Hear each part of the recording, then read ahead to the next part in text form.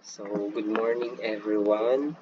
Uh, Kamusta kayo? So, medyo nalilate na tayo sa lesson. So, kaya kailangan nating mag-video record para madiscuss natin tong mga topic na to. So, may dalawa akong topic or dalawang part ng lesson na akong i-discuss.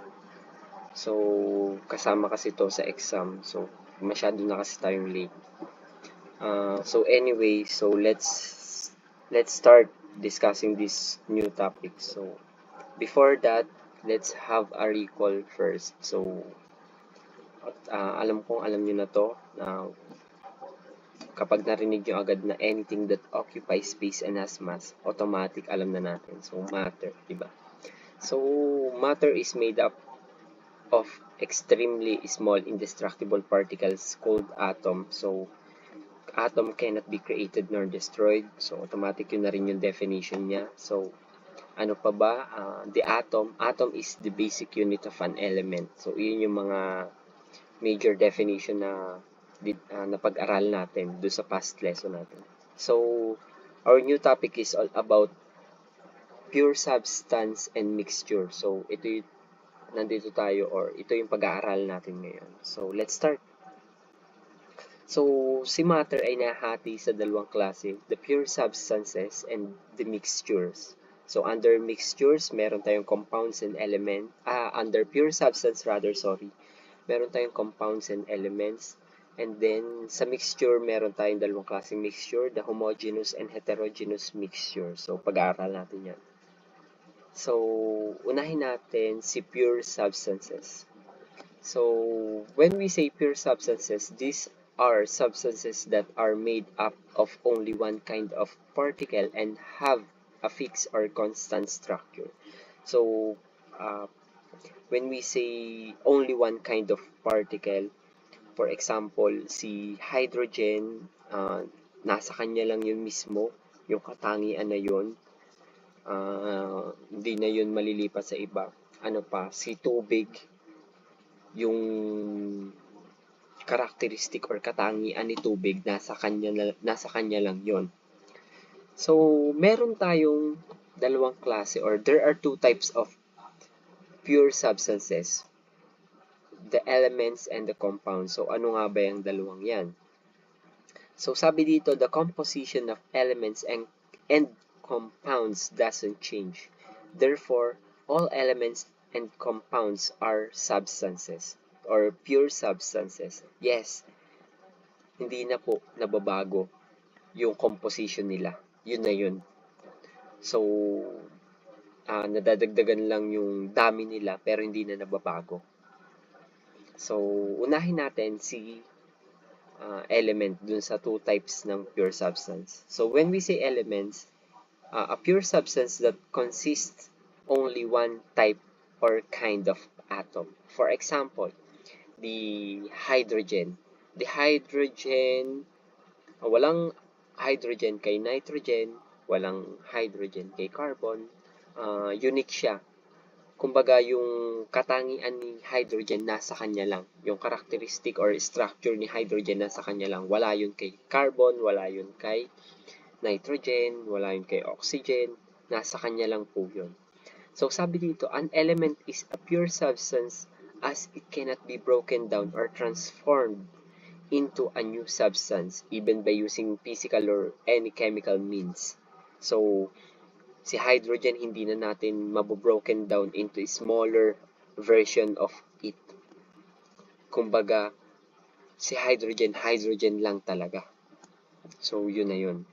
So, elements are mostly metals, non-metals, and metalloids, which is napag-aralan na natin nung nakaraan. Naturo ko na sa inyo yung tatlong basic information sa periodic table. Kasi si periodic table ay kumbaga list sa kanyang makita lahat ng elements. So, ito sisimplihan ko na lang to kasi napag-aralan naman na natin. So, metals, metalloids, and non-metals. Ano nga ba to? When we say metals, simplihan ko na lang metals.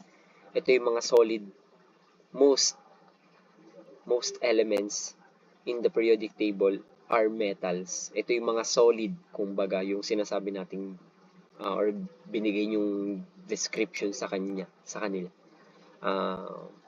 Matigas. Most. So, for example, dito yung aluminum, yung iron, yung silver, gold, copper. So, ano po yan? Mga metals sila. Ano naman yung mga metals na liquid in form? For example, yung mercury, liquid in form po yun. Pero metals pa rin naman siya. Ano naman yung mga karakteristik? Ayun nga, matigas, good conductor of electricity. So, next, dito muna tayo kay metalloids. Si metalloids, siya yung nasa gitna ni metals at ni non-metals. So, when we say metalloids, these are elements that have the characteristic of metals and non-metals. So, kung ano yung characteristic na meron kay metals at non-metals, metalloids po yun. Nasa naman siya sa periodic table. Siya yung nasa gitna na pagigitnaan. Then, the non-metals, when we say non-metals, ito yung mga gases natin. So, automatic, ito yung kabaligtaran ni metals, kabaligtaran when it comes to characteristic. So, ano naman yung mga example nito? Carbon and oxygen. So, ito na yung pinaka mga characteristic nilang tatlo. So, ito yung tinuro ko rin sa inyo nung nakaraan. Nasaan ba yung metals dito, yung non-metals dito, at saka yung metalloids. So, yung metals, start with aluminum, yung mga kulay ni aluminum. So, lahat po yun ay metals. Nasa naman si metalloids? Yung mga kakulay ni boron, lahat po yan ay metalloids. Nasa naman si non-metals? Yung mga kakulay ni carbon to right side, yun po ay non-metals. Kasama syempre si hydrogen. So, next, compounds. Compounds, when we say a compounds, these are mixture ng pinagsamang two or more elements na nag-combine na mayroong fixed ratio. So, di ba hindi nawawala yung ratio sa atin? Kasi, kailangan talaga nating masunod yung mga laws. So, example ng compounds ay water. Water is a compound. Why? Because it is composed of hydrogen and oxygen. So, si hydrogen nag-react kay oxygen para makabuo ng water. So, dalawang elements yung meron doon. So, automatic siya ipapasok kay compounds.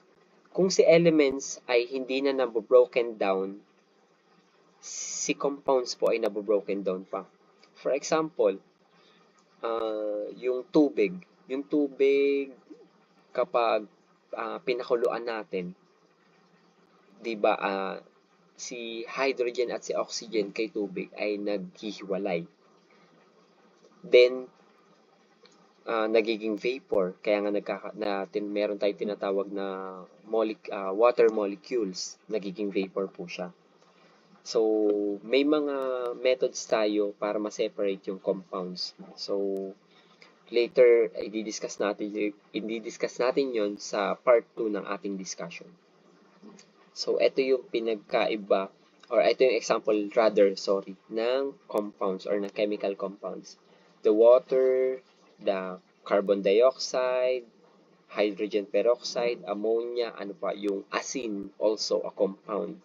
And most ng mga minerals natin dito, like for example, ano ba yung minerals na tinutukoy natin? Yung mga precious stones ba natin? Yung family ng stones, sila po ay mga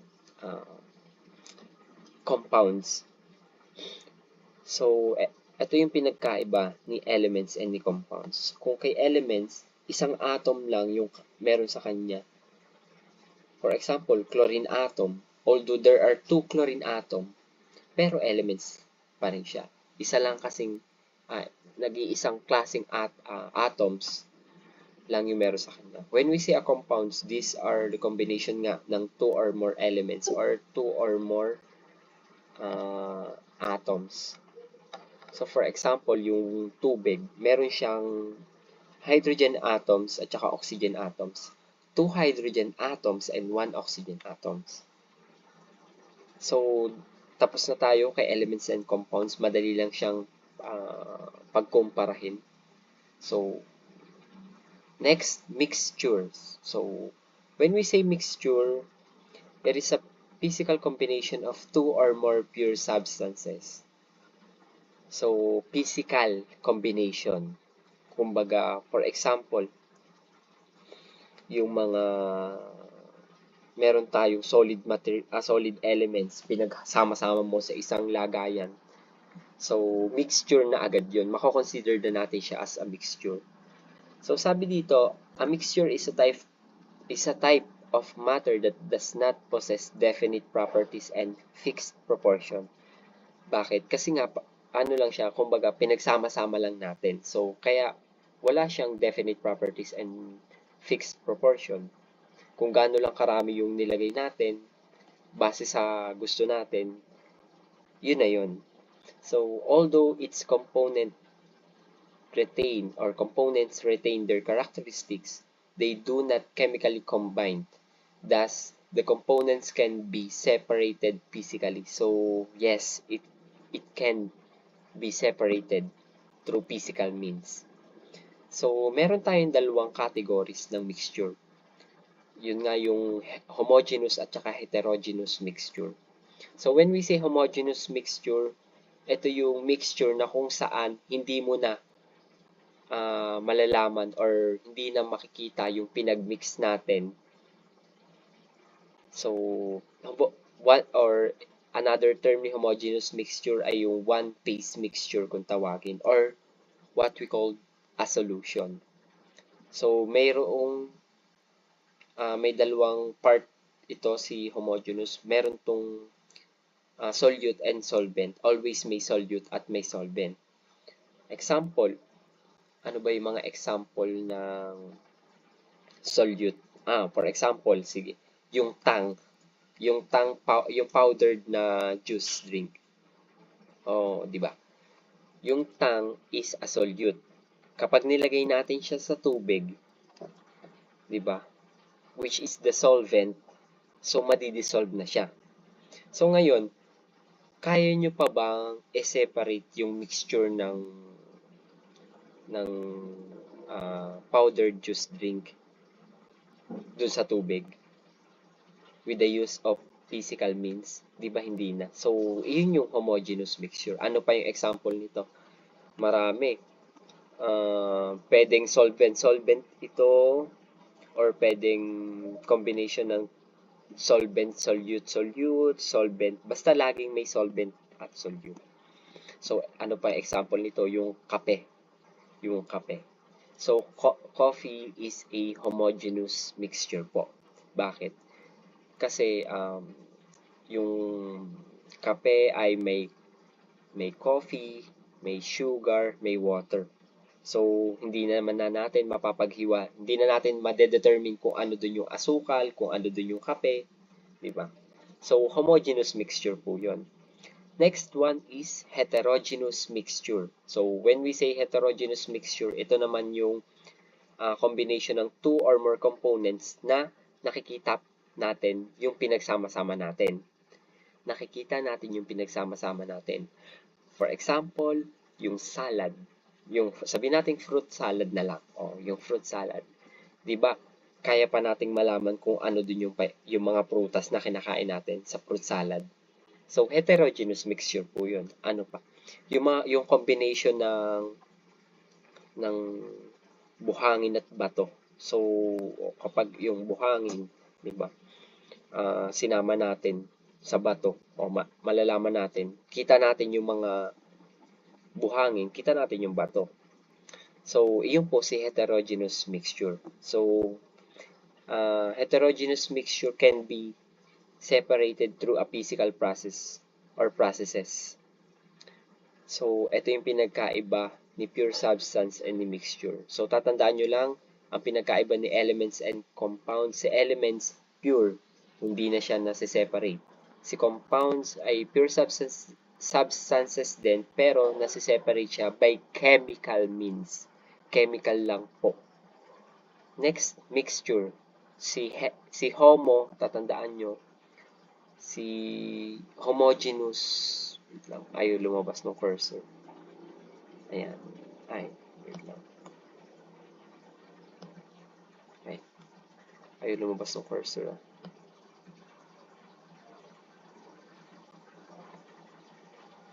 Ayan. Si homogeneous mixture, ito yung hindi na natin nakikita yung materials na pinagsama-sama natin. So for example, yung salt water, napakaraming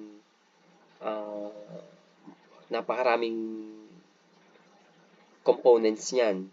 Merong sodium, may chlorine, may hydrogen, may oxygen. So hindi natin kayang malaman kung ano yung hydrogen doon, kung ano yung oxygen doon, kung ano yung chlorine doon. Next, sa air. Sa hangin, napakaraming hangin, di ba?